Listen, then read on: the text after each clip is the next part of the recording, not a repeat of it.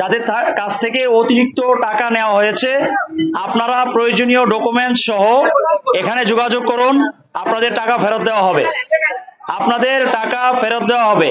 যাদের কাছ থেকে অতিরিক্ত টাকা নেওয়া হয়েছে তাদের টাকা ফেরত দেওয়া হবে। আপনারা অতি শীঘ্রই এখানে দেখা করুন। ধন্যবাদ। আমার হলো যেখানে রিয়েলিটিটা আছে আমি ওখানে কথা বলছি, ঠিক আছে?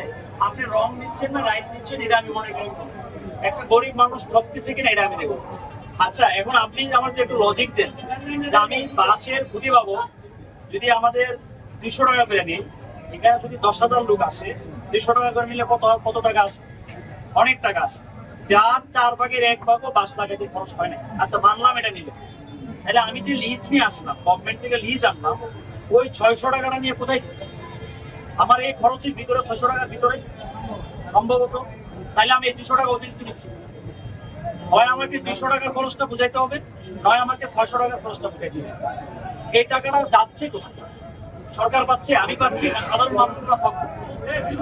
আমার একটা কমন কোশ্চেন, আপনাদের সাথে আমার পেছনে আপনি এসে ঝামেলা করবে এটারও দোষ নেই। আমি বুঝাইতে পারছি আমি জানি, আমার কিছু করার নাই।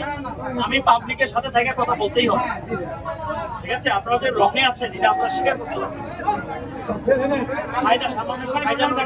আমি যে বিক্রি করলাম এই 100 টাকাটা কেন নেই এটা ইমান ঠিক থাকলে তো আমাদের এসে মনিটরিং করার কথা না, আমরা খালি দেখতাম, ঠিক আছে? মিডিয়াতে মানে এখানে তো সবগুলো লোকের মারেন কাছে, সবগুলো লোকের যখন পিটানো হয় কিছু বলতে পারবে না। যদি মামলা দেয় আমি যে পাবলিক থেকে 100 টাকা করে নিয়ে চাঁদা নিয়ে আপনি ঠকাইছেন, মামলা দিলে মামলা হবে না? অবশ্যই হবে। চাঁদা মামলা হলে হবে না? যিনি গরু কিনতেন তিনার থেকে নিতেন হলো 700 টাকা, আর বিক্রি করার থেকে নিতে হলো 300 টাকা।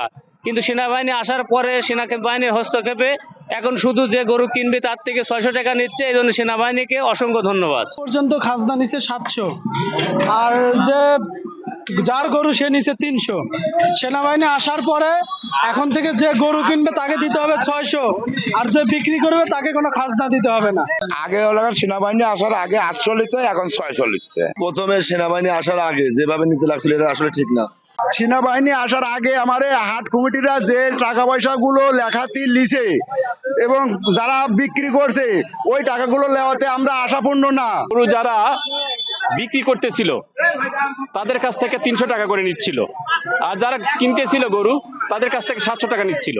তো এইটার ব্যাপারে অভিযোগ পাওয়ার পর সেনাবাহিনীর কর্মকর্তারা আসছিল এখানে এসে, তারা এটা অনিয়মটা দেখার পর তারা মাইকে ঘোষণা করে দেয় যারা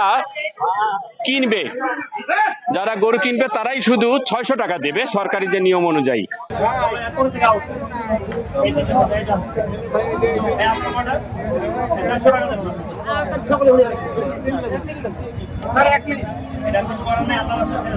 স্যার আমাদের রিসিভ এখানে সুবিধা হবে, আমার কাজ হয়েছে। আপনাকে বা পাবলিককে হয়রানি করা আমার কাজ।